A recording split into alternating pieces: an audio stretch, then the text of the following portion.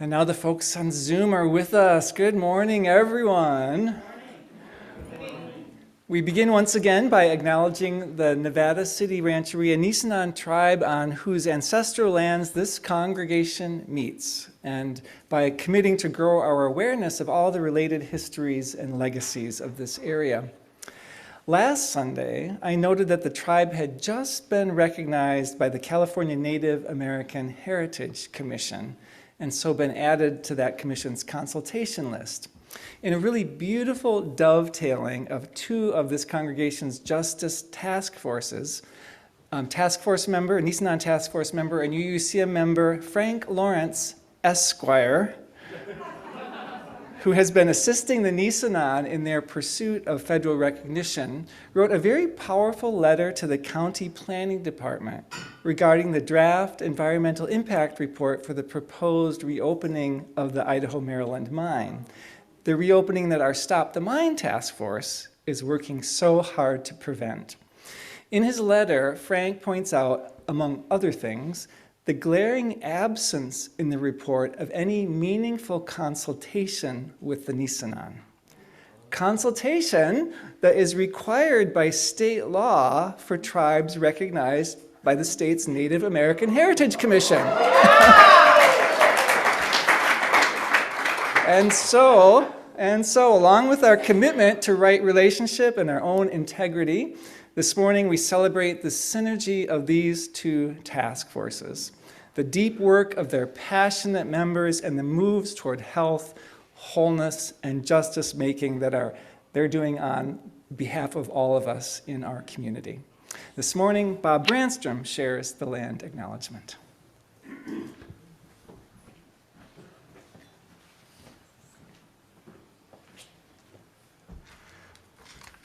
And after what he just said, I'm going to throw in another UU foot in the door. I'm on the city council. Last Tuesday was our strategic planning meeting where we're updating the city's strategic plan. And I raised the issue during our meeting that nowhere in the strategic plan where we talk about our history do we mention the Nisenan. And I said we needed to do that, and I also said the city needs to pass a resolution supporting the Nisenan people's request for federal re-recognition. So UUs were out there.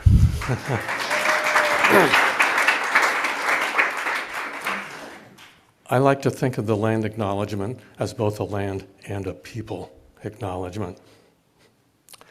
In our commitment to be in right relationship with the descendants of this area's indigenous people, we place a small basket of black oak acorns on our altar each week. In doing so, we acknowledge the Nisenan people are still among us here today, though nearly invisible after generations of erasure and exclusion from California and Grass Valley's history. We understand we are on Nisenan land that was never ceded, and the original tribal families have yet to recover from the genocide of their people. As residents or visitors on Nisenan land, we support the Nevada City Rancheria Nisenan tribe in efforts to stabilize their people, as well as the campaign to restore tribal sovereignty through federal recognition.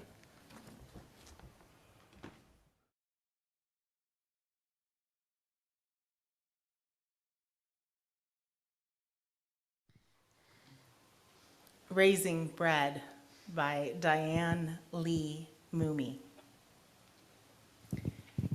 First, this: winter wheat, whole wheat, hard wheat, grind fine, honey, butter, water. Yeast. Then rolling, thumping, live dough humping beneath the fingers. The yeast. Soft ball, buttered bowl, tea towel atop, white towel atop, the warm kitchen. You did your part. Go away. Yeast does not need you now. Go. Do a crossword. Wash the dishes. Wash the dog. Wash your hair. Don't come back till boozy air drifts up the stairs, seeps beneath the bathroom door. Pummel again. Make loaf. Cover. Go away.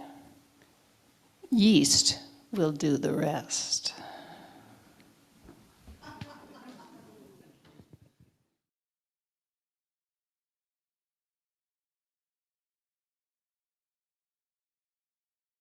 We rise,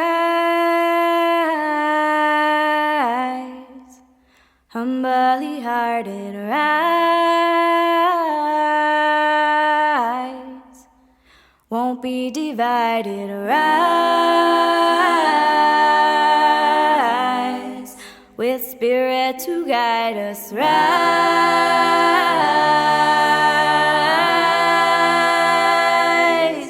in hope, in prayer, we find ourselves here. In a hope, in prayer, we're right here. In a hope, in prayer, we find ourselves here. In hope, in prayer, we're right here, and we rise.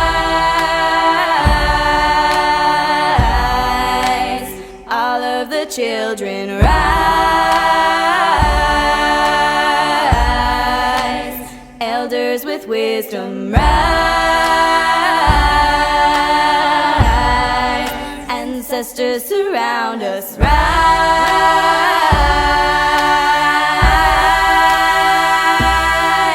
In a hope, in prayer, we find ourselves here. In a hope, in prayer, we're right here. In a hope, in prayer, we find ourselves here. In hope, in prayer, we're right here, and we rise. Up from the wreckage, rise. With tears and with courage, rise. Fighting for life, we rise.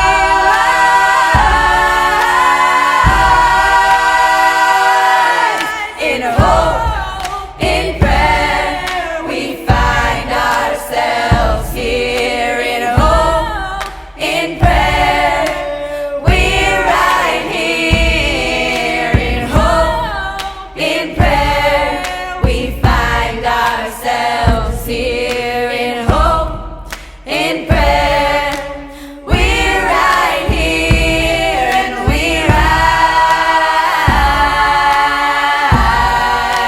Humbly hearted rise. Won't be divided rise. With spirit to guide us rise.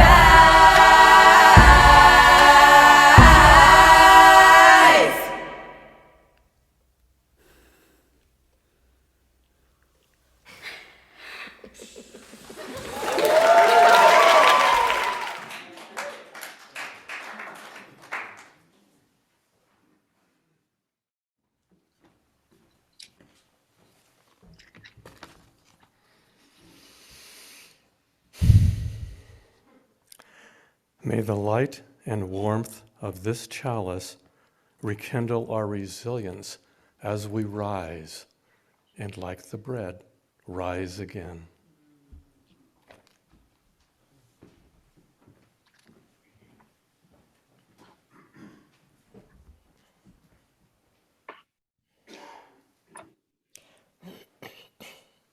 Good morning. Welcome to the Unitarian Universalist community of the mountains. I hope everyone had breakfast before they came. We're going to be smelling this bread baking all morning. Gail Johnson, Vaughan, and I are your worship associates, and we hope this will be a nourishing, yeasty service. We continue with the April theme, what does it mean to be a people of awakening? And why are we talking about bread, let alone tantalizing you with the smell? Bread has existed throughout recorded history and is important in every culture, having a significance beyond just nutrition. It's often used as a metaphor for basic necessities and living conditions in general. Think of the phrase, putting bread on the table, or being the breadwinner. Or there was that poet who satirized politicians and the public as caring only for bread and circuses. In 1917 Russia, the Bolsheviks promised peace, land, and bread. Well, you get the idea. Bread often shows up in religious context. From our own Judeo-Christian heritage, we have matzah bread eaten during Passover. And of course, along with wine, it's part of the Christian Eucharist. And was anyone surprised that bread baking surged during the pandemic? For many of us, it offers a comfort that transcends whatever else it may represent in our culture, traditions, and religion. Today, as I'm sure you've figured out, bread is a metaphor for the sustenance provided by this community. It can be made of a few ingredients or many. It may be unleavened, or it may include something to make it fluffy. It may contain additives to improve flavor, color, texture, and shelf life. Bread is very versatile. It can be toasted, topped with sweet or savory spreads, or made into a sandwich. It can be used as an ingredient, such as breadcrumbs to provide a crunchy crust, used as a binding agent, seasoned to use as a stuffing, and soaked with liquids to bake as bread pudding. If you weren't hungry when you got here, you probably are now. As with bread, the UUCM community can mean something different to each of us, and we each contribute to it and find what we need in our own way. The process of creating it is as satisfying as the final product. It may come in different flavors, but it's always fresh and nourishing. Sometimes we discover we like something we've never tried before. And there is always plenty for everyone. Welcome. Let us break bread together.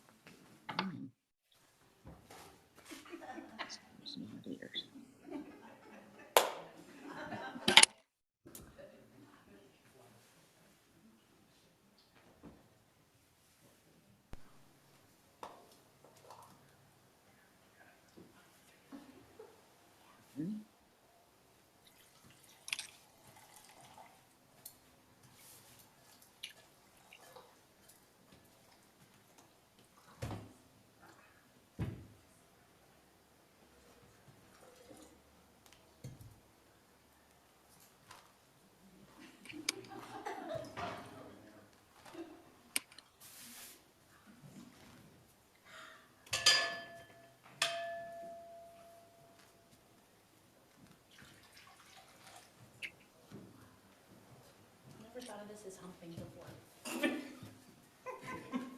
I'm never going to think of this the same way again.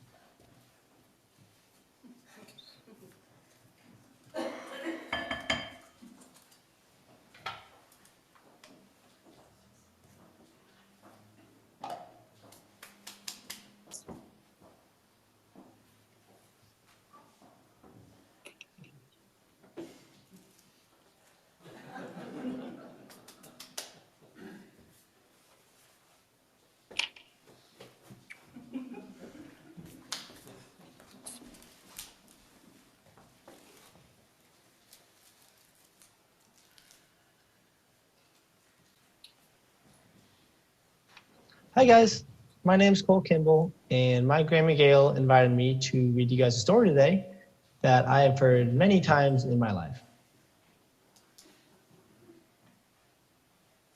Today's story is A Little Red Hen, a classic American fable first collected by Mary Mapes Dodge for the St. Nicholas magazine in 1874.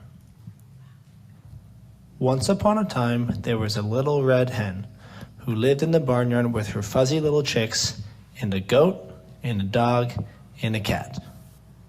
One day, the hen had a lovely idea. I think I'll bake some bread. And so she asked her animal friends to help her. She asked, "Who will help me till the soil?" "Not I," said the goat. "Not I," said the dog. "Not I," said the cat. And so the hen tilled the soil herself. Then the little red hen asked, "Who will help me sow the wheat?" "Not I," said the goat. "Not I," said the dog. "Not I," said the cat. And so the hen sowed the wheat herself. Then the little red hen asked, "Who will help me harvest the wheat?" "Not I," said the goat. "Not I," said the dog. "Not I," said the cat. And so the hen harvested the wheat herself. "Who will help me thresh the wheat?" "Not I," said the goat. "Not I," said the dog. "Not I," said the cat. And so the little red hen threshed the wheat herself. Now it was time to grind the wheat berries into flour. So she asked, "Who will help me mill the grain?" "Not I," said the goat. "Not I," said the dog. "Not I," said the cat. And so the little red hen milled the wheat herself. "Good job," said the hungry little chicks. Now the little red hen had some flour, but still no bread. So guess what she did? Yup. She asked, "Who will help me bake the bread?" "Not I," said the goat. "Not I," said the dog. "Not I," said the cat. And so the little red hen baked the bread herself. It sure smelled good as it baked. She took it out of the oven and asked, "Who will help me eat the bread?"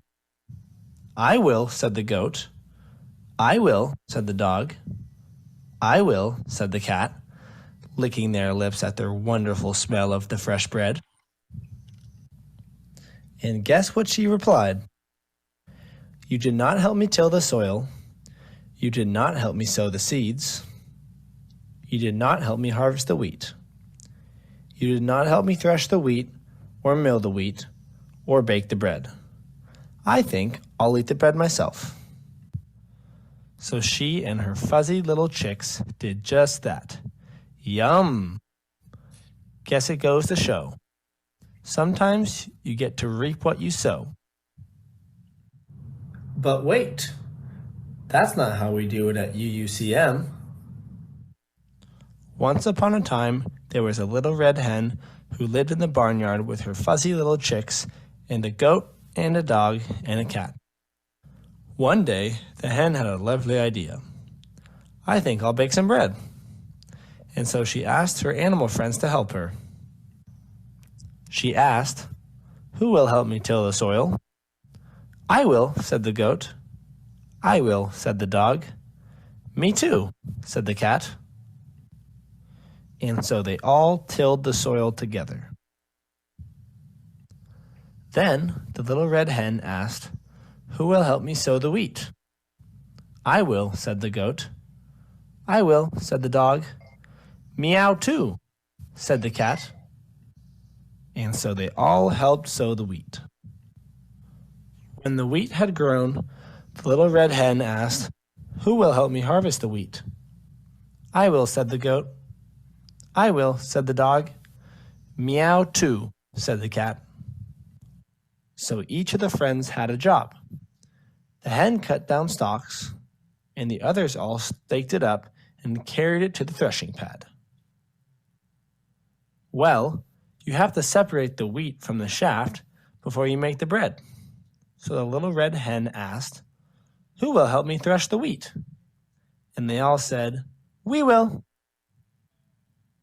And so the little red hen and her friends had fun threshing the wheat together. "Good job," said the little red hen. "Now we need to turn these wheat berries into flour. Who wants to help?" "Me, me, meow," they all said. And so they all helped mill the wheat. Sharing the work made it so that nobody got tired. "Good job," said the hungry little chicks. "Almost done," said the little red hen. "Who would like to help me bake the bread?" "That would be me," said the goat. "That would be me," said the dog. "Meow," said the cat. And so the goat put the yeast in warm water, and the dog added the flour, and the cat mixed it all together. Then they all took a part of the dough and kneaded it and kneaded it and kneaded it. The hen took the dough and covered it with a cloth and put it in a warm place to let it rise. While it was rising, they played games together and told stories and laughed a lot. Finally, it was ready for the oven. Waiting for it to come out of the oven was the hardest part. At last, it was ready. "Come and get it," said the hen. And they did, just like we do at UUCM. The end. No, wait. At UUCM, the story goes on, and you make it better and better.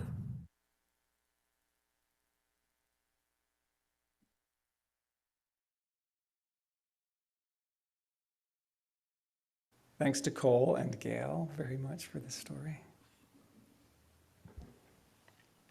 It smells so good up here.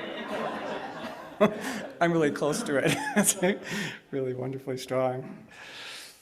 Oh, so here's the time in our service where each week we take time to honor what we're carrying in our hearts, the joys and the sorrows. And there's a whole lot that could be in there today, right? From Ukraine to Katanji, to pandemic, to hearings about the mind, to the much more personal things that are unfolding in your own life and health and among those you love. I invite you to take a moment to look within, listen within, feel within for what's calling to your heart on this particular morning.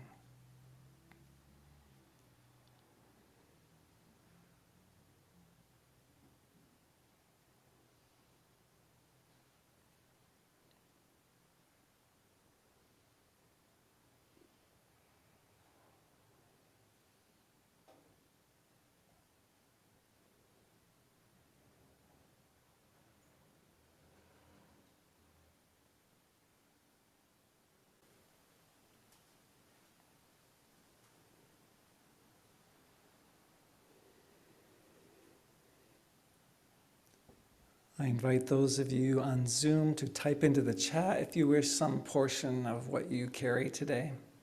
I invite those of you in the room, if you wish, to come forward and place a stone in the bowl of water. Feel that texture, that temperature, that weight of the stone. Let it represent in your heart and mind, and for us too, all that you carry. And let the bowl represent this community that holds you, and all beyond that holds you. Invite us to hold each other in this time.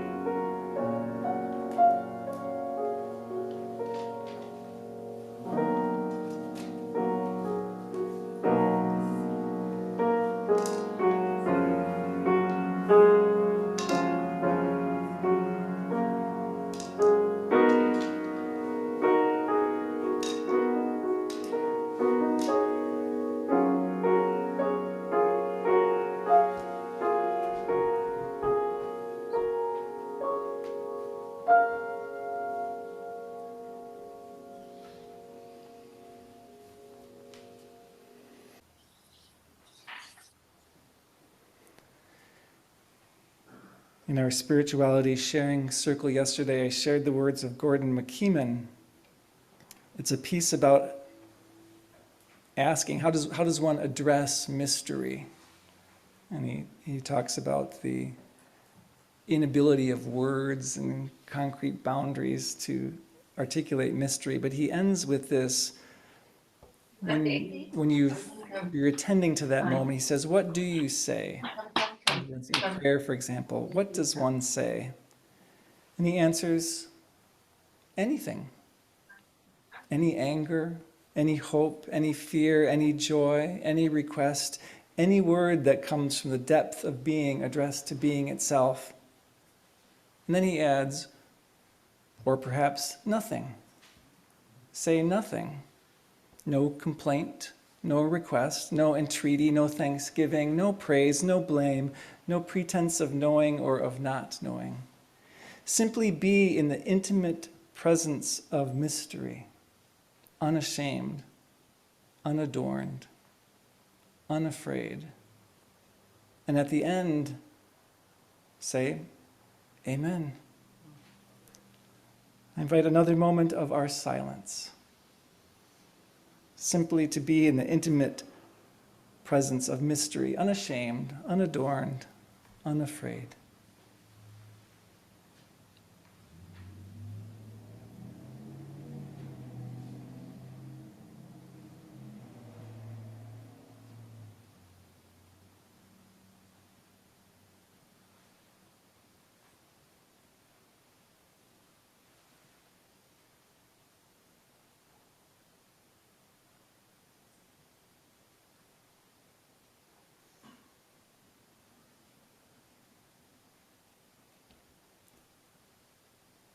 Amen.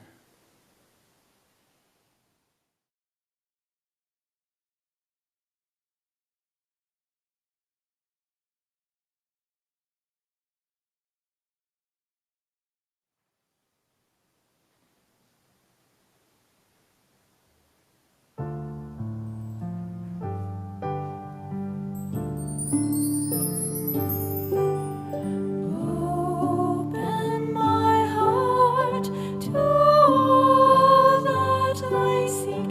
Let me be part of the love you give. Open my heart to all that I seek. Let me be part I seek. Let me be part of the love. Open my heart to all that I seek. Let me be part I seek. Let me be part of the love. Open my heart to all that I seek. Let me be part I seek. Let me be part of the love you give.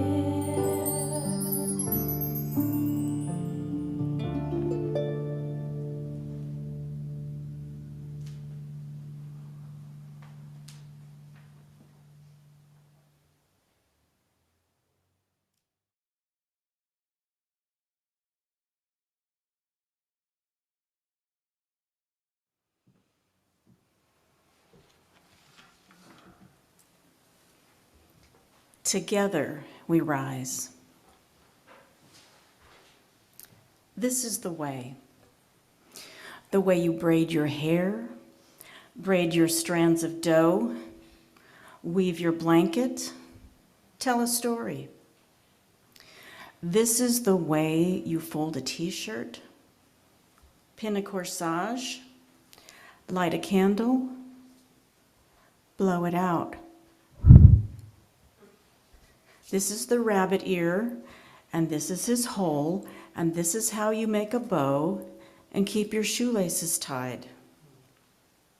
This is how you greet a friend. This is how you greet an enemy. This is how you feed a hungry teenager and press a 20 into his hand as he leaves. This is how you hold on. This is how you let go. This is the way to stuff a turkey, make a martini, draw a human face, cut bangs, make an apology. This is how you end it. Say goodbye. This is not how you imagined it would go. This is how you raise a flag, raise a barn, raise an army, raise your hand, raise money, raise a child. This is the way we braid our lives, hold out our hands, walk together. This is how we make community, a pluribus unum. This is how we cling to each other like grains of yellow pollen on a bumblebee's leg. This is how we work together to make honey. This is how we rise together.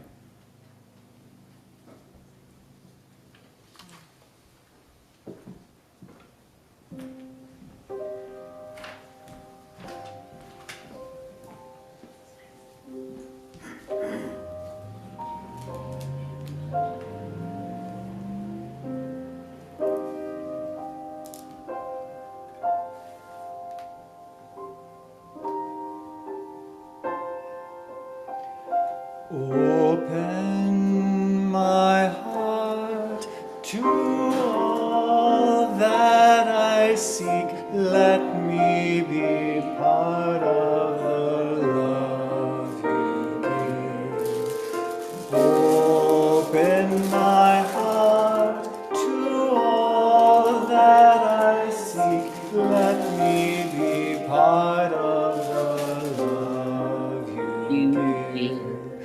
Open my heart to all that I seek. Let me be part of the love you give. Open my heart to all that I seek. Let me be part of the love you give.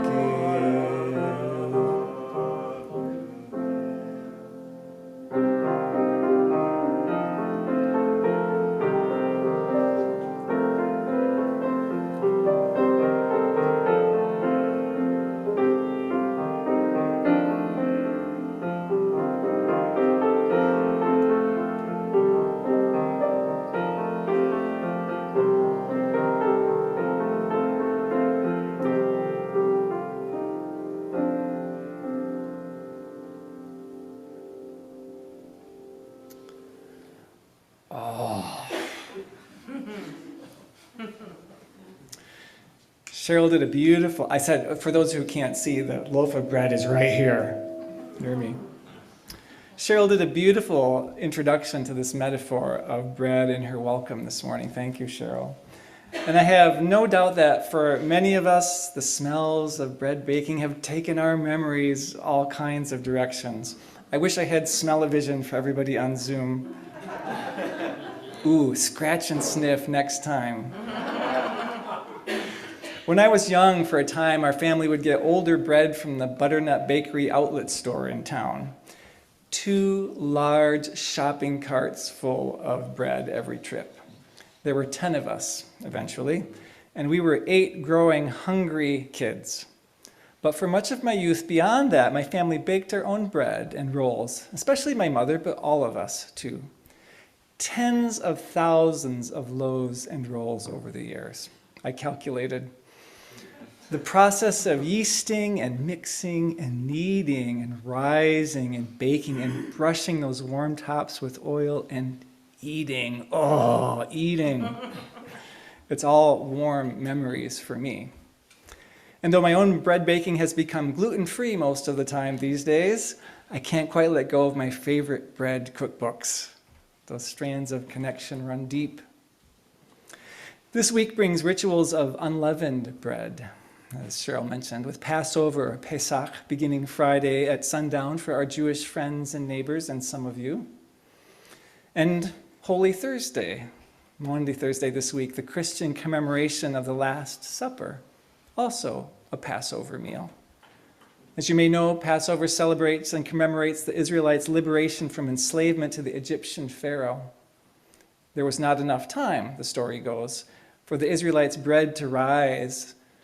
So they gathered what they could carry, what they wanted and needed to take with them as they were about to set out toward freedom in a new land. But there wasn't time for the bread to rise. In fact, unleavened bread, or removing all leavening from the house, has become a ritual in Jewish traditions for the duration of Passover. It was to be a reminder of the journey, of the sacrifice, of the liberation too. Many Christian traditions carry forward this insistence on unleavened bread for communion rituals, the particular reenactments of that particular Passover meal. So much so that the communion wafers of my youth were difficult to distinguish from styrofoam in both texture and flavor, truly. Until college, where the more progressive Catholic campus parish celebrated Mass with delicious, real, unleavened bread. And communion took on a much more helpfully human tone for me then. I want to take the metaphor of rising a different direction for a moment. Well, still upward, but to imagine our rising together as a journey toward some goal that we share, that we're seeking, some desired reality or way of being that we long for or aspire to, like climbing toward a peak we're trying to reach. As we've had more chances to regather as a congregation, I found myself looking for direction, for a destination, for a sense of where we're headed. But like those of you in the visioning session whose vision was close in, focused beneath your feet on what's needed now, I keep returning to a feeling that we are closer in the rhythm of our journey to the Israelites preparing to embark, looking around their homes for what they think they really need to take with them now, for what they can carry or transport in their carts, and making decisions about what to leave behind, though beautiful or infused with memory or monetary value it may be. We've had a taste of that kind of preparation here for fire season, right? That decision-making about what do I really need to have with me? What can I leave behind? I think of the Israelites who are about to head into a wilderness they do not know and know that they have no choice but to enter. Although they actually did have a choice. And some grumbled later that it would have been better to stay within the shackled life of Egypt that they knew, rather than to face so much uncertainty and so much risk. I shared at the last board meeting my sense that rather than being on a journey to head out toward the next mountaintop right now, our current need is to fortify ourselves in a base camp. A base camp that steadies and readies us for the journey. A base camp where we acclimate to the new oxygen levels, the oxygen levels of this new altitude in which we find ourselves. Where we meet and get to know the stories and strengths of our fellow travelers, where we build trust for the challenges ahead, where we gather the provisions we're going to need, and where we teach each other about what we've learned during the pandemic time, about climbing, about what's most important to carry with us. In next Sunday's service, I'll share Peter Coleman's observation that after really big life and culture shifting events like wars, like pandemics, like civil strife, it takes about 10 years to see what that shift is starting to mean in our collective lives. 10 years. In other words, not yet. Or next year even, or the year after that. It's going to be a while. And yet here we are in it, on the journey. To draw on Julia's beautiful words, braiding our lives, holding out our hands, moving together, making community, e pluribus unum, clinging to each other like grains of yellow pollen on a bumblebee's leg, working together to make honey. It's just that the land of milk and honey, the land of our vision, is not yet marked on the map and cannot be marked on the map yet. The land of milk and honey is something we will have to carry within us for a time, like the Israelites, something we'll have to create among us for a time, which of course is always true in some ways, but I think especially so now.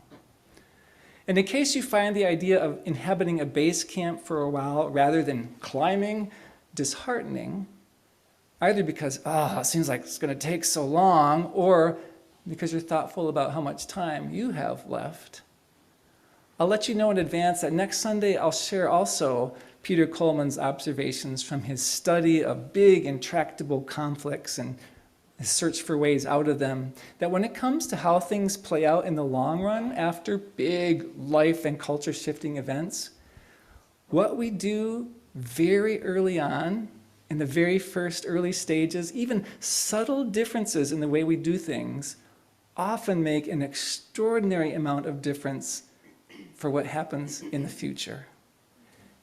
Even though there's that 10 years out, the things we do early on will very much change where we end up later.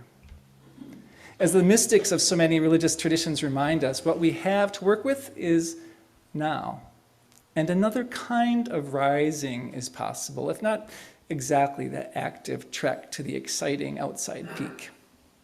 And so back to bread, to the smell of bread in this moment, to rising together in our base camp, provisioning, priority discerning. The description or the teaser for this morning's service likened UUCM to warm and delicious bread with lots of the very best ingredients combined to bring out the best in each. And then invited us to consider how each of us brings our unique self as a critical ingredient to everything we create together here. Oh, that sounds lovely, doesn't it? This community is so often warm and delicious, and at its best, bringing out the best in each.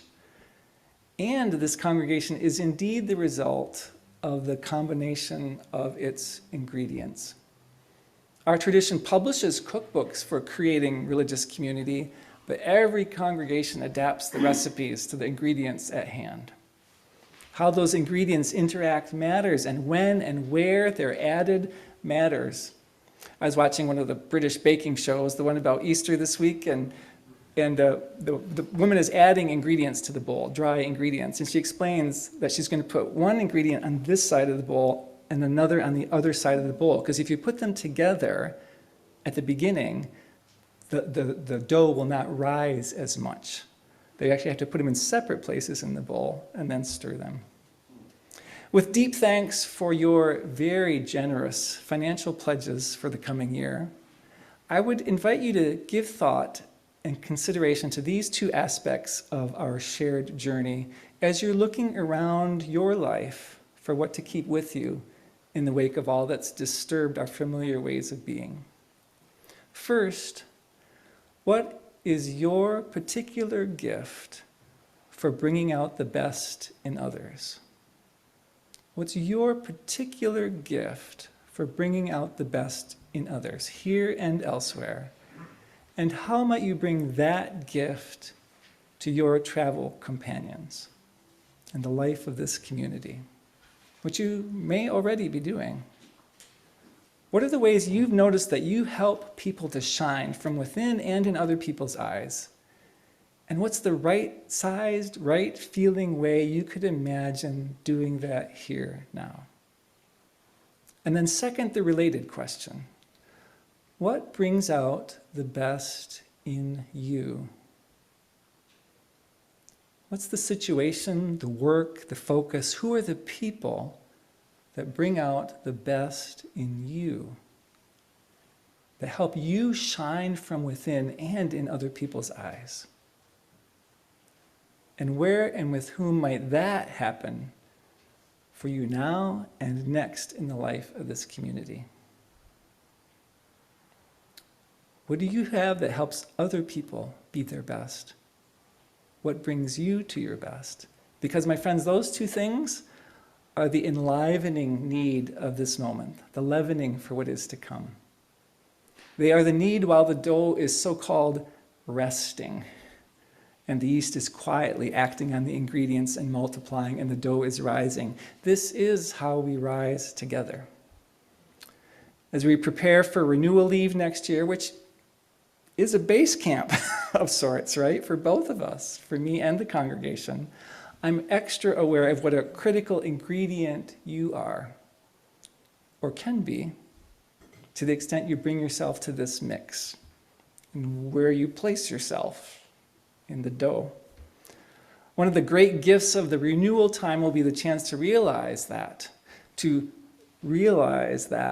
and to realize that. Whether you are the hard winter wheat flour full of flexible, elastic, strong gluten, or you are a creatively, adaptively gluten-free alternative, or you are the lively yeast brought to life by moisture and a bit of sweetness, or you are the water that moistens and binds, or the touch of sweetness that brings yeast to life, or you are the quiet oil that keeps the crumb from being too dry, or you are the salt that relaxes the rising so it doesn't happen too fast, or you are one of the many other possible ingredients that will create the flavor and texture and color of this particular bread. Warm and delicious, yes, just like some of us are smelling. This is the way we braid our lives together, hold out our hands, walk together. This is how we make community, a pluribus unum. This is how we cling to each other like grains of yellow pollen on a bumblebee's leg. This is how we work together to make honey. This is how we rise together. For the sake of the world and for our own sakes, we rise humbly hearted. Rise, won't be divided. Rise, with spirit to guide us. Rise, we rise, humbly hearted. Rise, won't be divided. Rise, with spirit to guide us. Rise.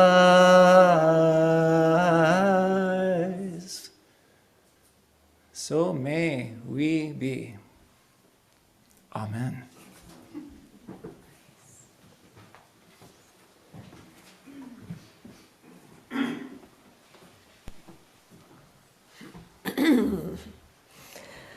Okay, now I'm going to talk with you about dough.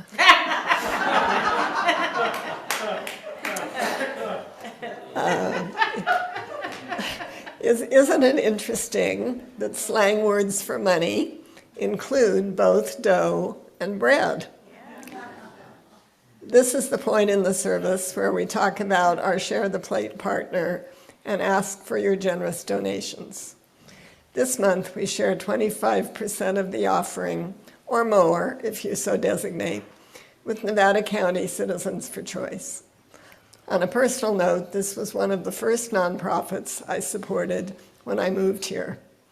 It was started by a coalition of women's groups with the goal of ensuring a woman's right to choose, and it met with considerable resistance during its early years. It's very sad to realize that that same right is under siege once again. Citizens for Choice, in collaboration with women's health specialists, operates the clinic, which always has an exclamation point on the end if you see it printed. The clinic provides comprehensive reproductive health services to women, men, and teens. They're very active in the education and advocacy arenas as well. Allison will tell you how to donate to support their work.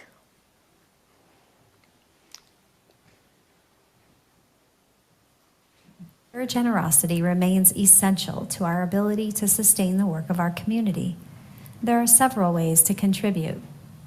You may text an amount to 833-579-0483, give via our website at uugrassvalley.org, via PayPal at paypal.me/UUCM, or mail to UUCM 246 South Church Street, Grass Valley, California, 95945. Thank you.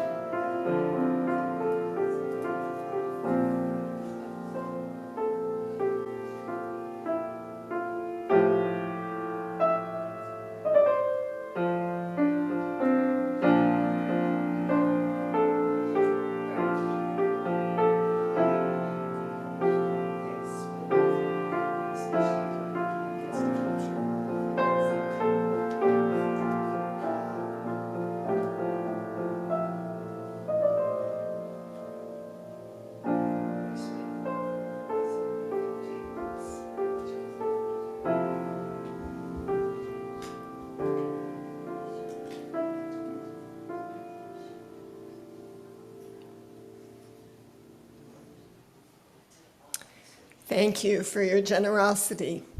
We dedicate these gifts in support of safe, accessible, non-judgmental reproductive health care for all.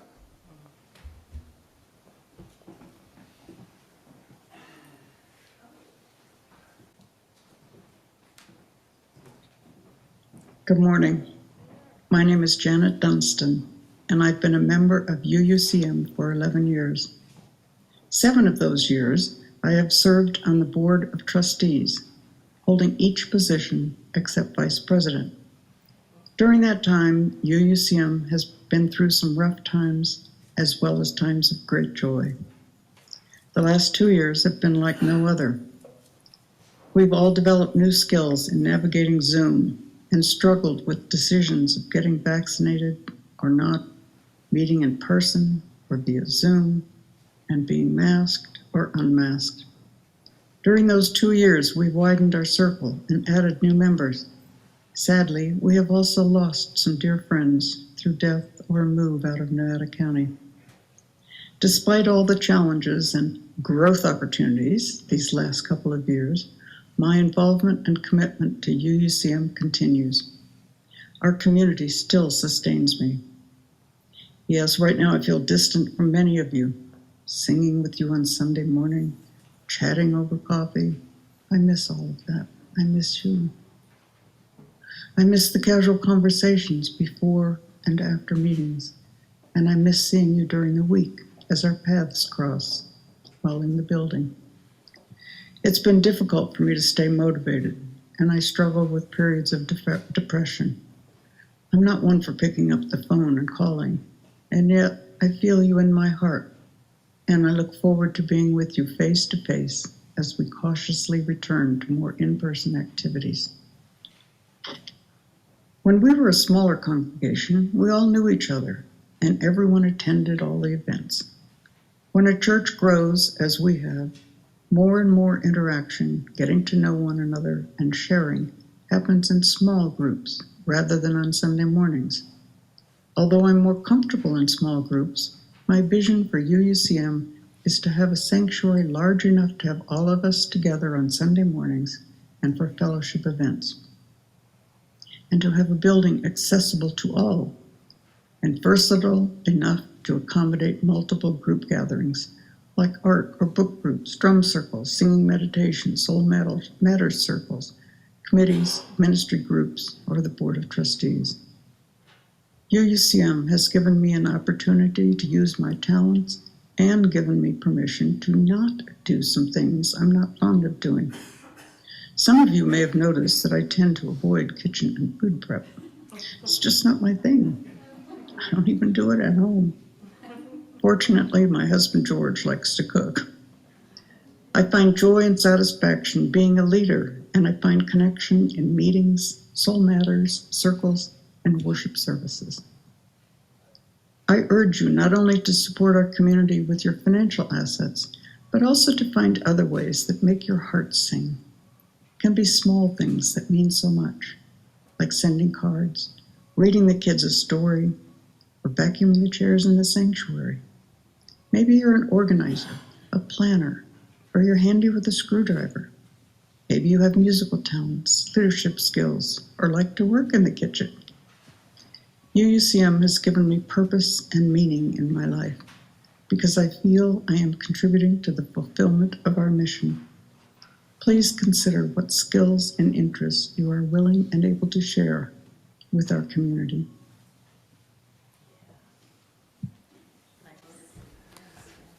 Thank you, Janet, who's here in the room. This is a recording made from earlier. It got moved to today. Thank you.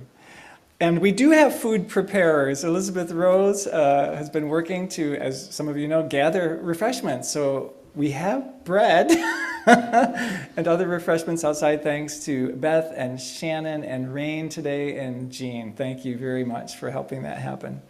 Thank you to Cheryl and Gail for being wonderful worship associates this morning, to Eileen for being our chat host online, to Siobhan and Gary for operating the audio-visual pieces for us, to Shanti for another beautiful setting, complete with bread today, to our musicians. Jamie, thanks for playing again today. It's great to have you here, and thanks to Batya and Susan for allowing us to use their recordings.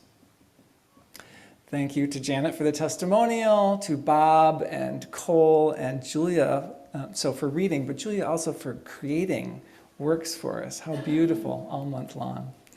To greeters Jean Gilligan and Laura Harder this morning, and to George and Corey for helping us behind the scenes on the worship team. The bakers are, oh yes, yeah, Christy and Beth for both reading and baking. Thank you very much. Yes. Our closing song, The Tide is Rising, speaks to another kind of rising, right? In the midst of all that's going on in the world, our own capacity to rise to meet the level of what's needed. I invite you to rise in body or in spirit and to sing.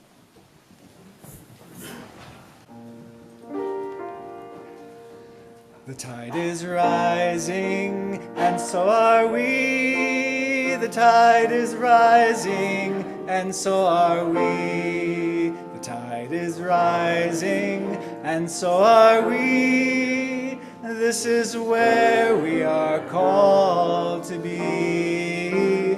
This is where we are called to be. The task is mighty, and so are we. The task is mighty, and so are we. The task is mighty, and so are we. This is where we are called to be. This is where we are called to be. The land is holy, and so are we. The land is holy, and so are we. The land is holy, and so are we. This is where we are called to be.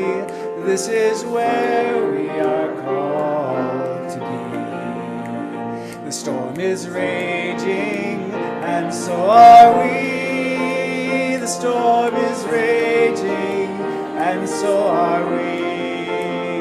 The storm is raging, and so are we. This is where we are called to be. This is where we are called to be. The world is ready, and so are we. The world is ready, and so are we. The world is ready, and so are we. This is where we are called to be. This is where we are called to be. The tide is rising, and so are we. The tide is rising, and so are we. The tide is rising, and so are we. This is where we are called to be. This is where we are called to be. For our closing words this morning, the words of the Reverend Scott Taylor. May it stay with you, this awakening, this beautiful grasp of who you truly are. Never alone, always worthy, graced with a unique gift that the world surely needs. And if you lose it, if it slips through your busy fingers or is drowned out by the noise of the world, remember you can always retrieve it here in this tender temple of equally forgetful friends who are always ready to sing you back to yourself.